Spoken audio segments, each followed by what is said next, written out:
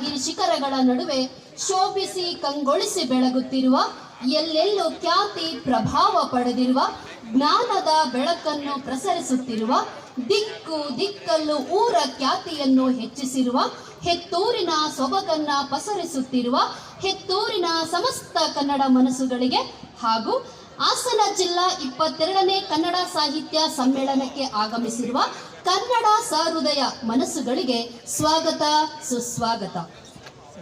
22ನೇ ಕನ್ನಡ ಸಾಹಿತ್ಯ ಸಮ್ಮೇಳನವು ನಿನ್ನೆ ದಿನ ಮೆರವಣಿಗೆ, ಉದ್ಘಾಟನೆ ಹಾಗೂ ಅನೇಕ ಕಾರ್ಯಕ್ರಮಗಳು ಅತ್ಯಂತ ಸಡಗರ ಹಾಗೂ ಸಂಭ್ರಮದಿಂದ ನಡೆದು ಮೊದಲನೆಯ ದಿನದ ಸಮ್ಮೇಳನವು ಯಶಸ್ವಿಯಾಗಿದೆ.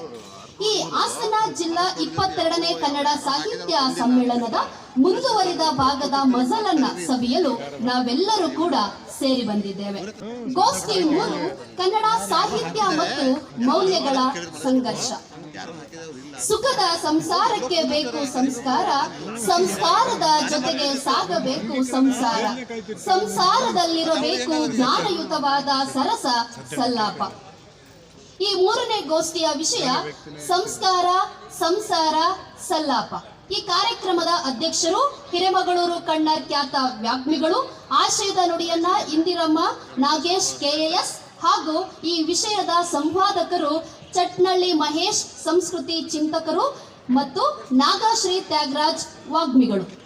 ಇದೀಗ ಈ ವೇದಿಕೆಯಲ್ಲಿ ಸ್ವಾಗತ ಕಾರ್ಯಕ್ರಮ ನಡೆಯಲಿದೆ. ವೇದಿಕೆ ಮೇಲಿರುವ ಗಣ್ಯರನ್ನ